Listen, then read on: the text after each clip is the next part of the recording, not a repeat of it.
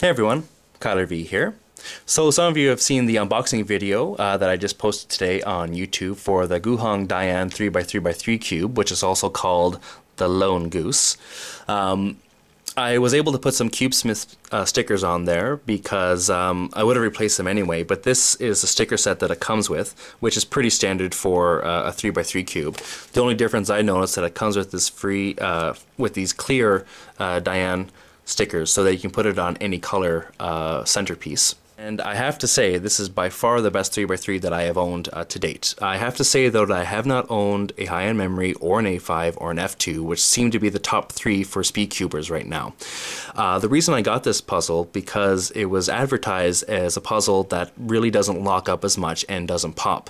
Those are my two main issues when I'm solving, because I'm a really rough solver. And since I get a lot of lockups and pops every now and then, it really affects my average.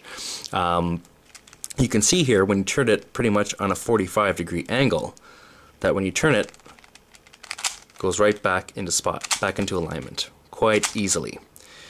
The nice thing about it as well, that if you're trying to go in the reverse order, it pops back into spot. The main reason for that is, I believe, is because of the edges, and you can see an example here of the Ghost Hand 2 and the new DaYan cube.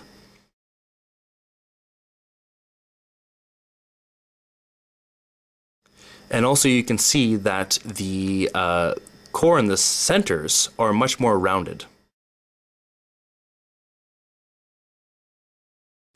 Here's also an example of the two different corners of a 3x3, and you can see that the corner looks like a almost like a V-cube corner.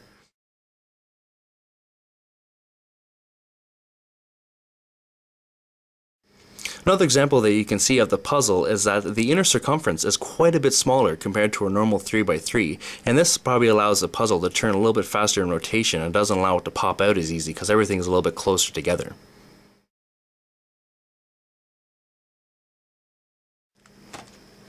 So as I mentioned before, I'm not much of a speed solver, but basically I'm not even really looking at the puzzle. And there's no lockups that happen at all. If I were to do that with a normal puzzle, I would be locking all over the place.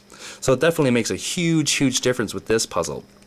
And that's why I'm saying this is not only my main puzzle, this is going to be the puzzle that I'm going to use from now on. I'm not going to use another 3x3 that I have in my collection. One thing I did notice when I get it, if you guys are ordering, and I did get this from Witeden, I'll put the name here because I don't want to butcher it.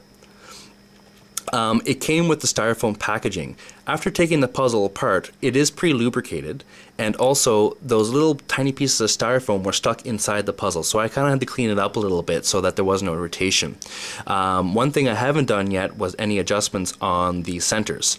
So I noticed that some were off a little bit, so I'll probably do that pretty soon just to make sure everything is nice and tight. But I have to say, this is by far the best 3x3 puzzle that I have ever owned. So if you guys are due to buy a new 3x3 for yourself, I would recommend going ahead and buying this puzzle. If you have any questions about the puzzle, please let me know, as I'm more than happy to answer questions for you. And if you'd like to subscribe to my channel, please do so.